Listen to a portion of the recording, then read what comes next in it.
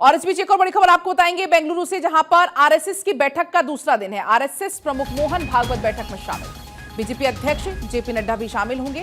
तो कल से ही ये बैठक शुरू हो चुकी है, आज बैठक का दूसरा दिन है। और इस महामंथन में कौन कौन शामिल? बीजेपी अध्यक्ष जेपी नड्डा, बीएल संतोष जो कि राष्ट्रीय संगठन मंत्री, शिव प्रकाश सह संगठन मंत्री, वी सतीश राष्ट्रीय संगठन।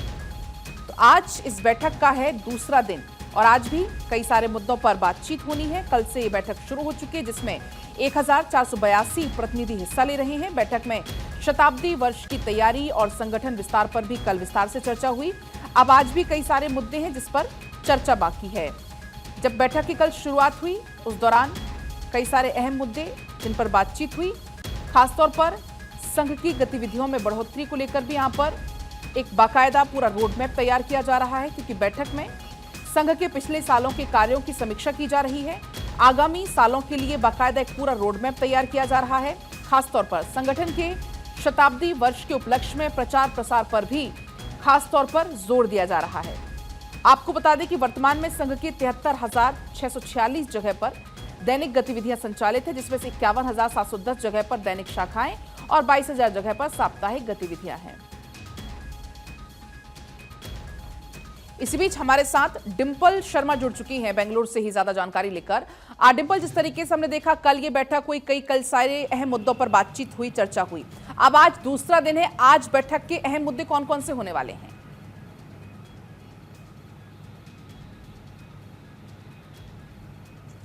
देखिए, बिल्कुल जिस तरीके से 3 दिवसीय बैठक जो कि बेंगलुरु में आरएसएस की अखिल भारतीय प्रतिनिधि सभा की बैठक और साल की सबसे बड़ी आरएसएस की बैठक मानी जाती है, क्योंकि ज़्यादातर जितने भी निर्णय होते हैं, अहम फैसले होते हैं, वो इसी बैठक में लिए जाते हैं। तो कहा जा सकता है कल बैठक का पहला दिन था।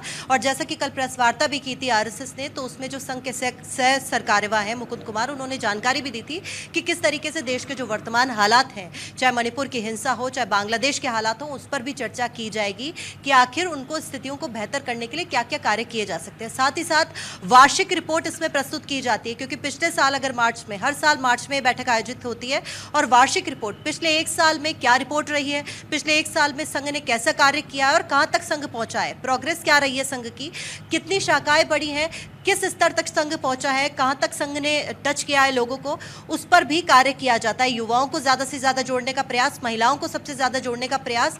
तो ऐसे में संघ की जो 3 दिवसीय बैठक इसी के इर्द गिर्द है, क्योंकि पिछले साल जो रहा और आगामी वर्ष, क्योंकि देखिए इंपॉर्टेंट इसलिए भी हो जाता है क्योंकि संघ का शताब्दी वर्ष है। 2025 में एंटर किया, संघ शताब्दी वर्ष की ओर है। विजयदशमी 2025 से संघ शताब्दी वर्ष में एंटर कर जाएगा।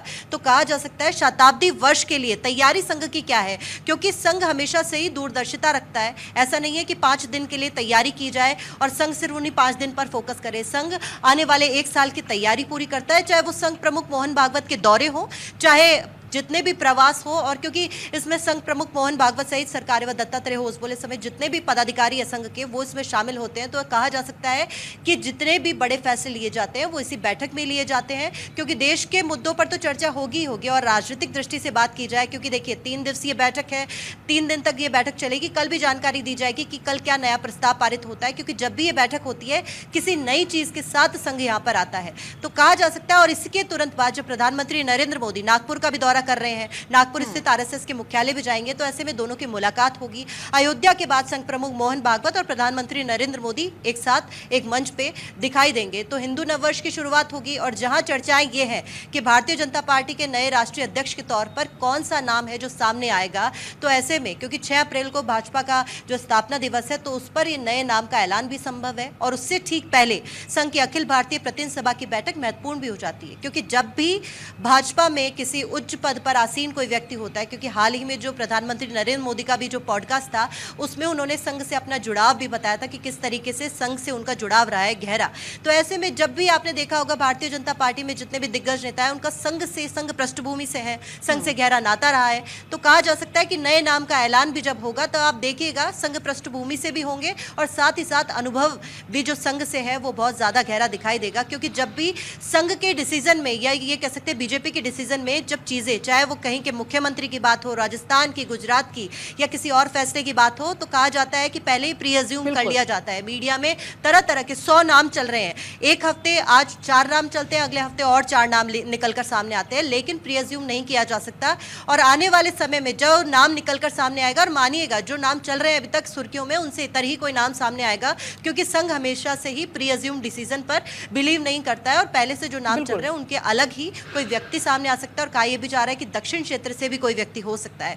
तो ऐसे में जो उससे पहले ये बैठक हो रही है, तो आज भी कई सारे हैं मुद्दे इस बैठक में होने वाले हैं। जी बिल्कुल, फिलहाल बहुत आपका शुक्रिया पूरी बातचीत के लिए, पूरी जानकारी के लिए।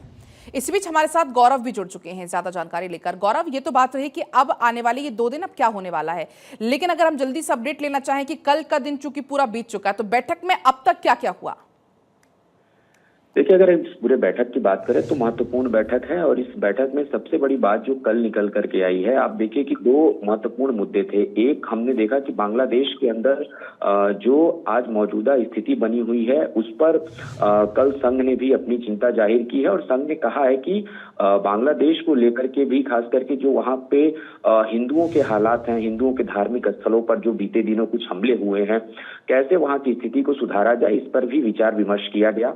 इसके अलावा कल की बैठक में सबसे महत्वपूर्ण ये था कि सर कार्यवाहक, अगर हम दत्तात्रेय होसबाले की बात करें, तो उन्होंने एक अपना पूरा 1 वर्ष का पूरा जो रिपोर्ट था वो उन्होंने रखा है, और उसमें बताया है कि किस तरीके से बीते दिनों में उनके जो प्रवास रहे हैं, उनके माध्यम से किन किन लोगों से उनका जुड़ाव हुआ, कौन कौन से बड़े जो आयोजन रहे हैं देश हित में, समाज हित में, वहां उनका जाना हुआ।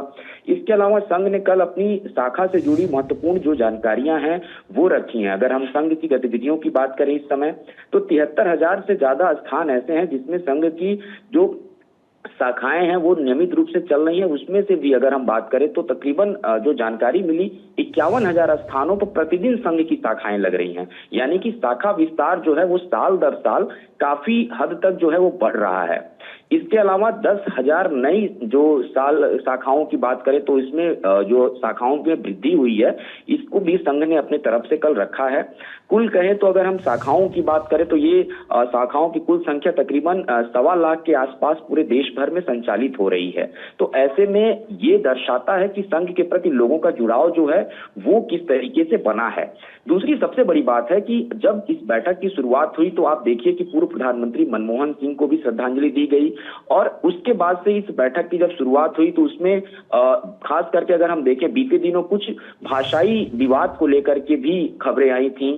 मातृभाषा इंग्लिश होनी चाहिए या स्थानीय स्तर पे जो राज्यों में बोली जानी चाहिए वो ज्यादा लागू होनी चाहिए। उस पर जो सर कार्यवाहक थे CR मुकुंद, उन्होंने मीडिया से बातचीत में कहा कि मातृभाषा में पढ़ाई हो, संघ इसके पक्ष में है, और सिर्फ पढ़ाई ही नहीं बल्कि जहां संभव हो सके मातृभाषा का इस्तेमाल किया जाना चाहिए। और संघ हमेशा से इस फॉर्मूले को लेकर के कोई भी भाषा को लेकर के रिजोल्यूशन नहीं संघ अपने तरफ से पास करता है। संघ का मानना है कि मातृभाषा एक ही होनी चाहिए। कामकाजी जगहों पर अगर आप काम कर रहे हैं, जैसे अगर आप दिल्ली में हैं तो आपको हिंदी आना अनिवार्य है, तो उस स्थान पर अगर उस राज्य में है तो आप भाषा उसको अपना सकते हैं। दूसरी सबसे बड़ी बात है, संघ अपने शताब्दी वर्ष की ओर प्रवेश कर रहा है, तो शताब्दी वर्ष की अगर हम बात करें तो उसमें किस तरीके की जो कार्यक्रम होंगे, पूरे देश भर में किस तरीके के आयोजन होंगे उस पर भी फोकस करना है। किस तरीके के आयोजन होंगे, समाज को कैसे जोड़ना है और जागरूक करना है। देश में कई महत्वपूर्ण मुद्दे हैं, लव जिहाद हो गया, देश भर के हिस्सों से इस तरीके की खबरें आती हैं। इसके अलावा देखिए जो घुसपैठ हो रही है बड़े पैमाने पर, उसको लेकर के भी संघ ने अपनी चिंता जाहिर की है, और ये वो मुद्दे हैं जिस पर गृह मंत्रालय भी बहुत तेजी के साथ काम कर रहा है। यानी कि आप कह सकते हैं कि सरकार के कार्यों की भी सराहना हुई है। खास करके मणिपुर के मुद्दे की अगर मैं बात करूं तो 20 महीने से मणिपुर एक बुरे दौर से गुजर रहा है। लेकिन मणिपुर हुआ, बांग्लादेश हुआ, गौरव, ये तमाम ऐसे मुद्दे जिस पर बैठक में चर्चा लगातार हो रही। फिलहाल बहुत शुक्रिया पूरी बातचीत और जानकारी के लिए।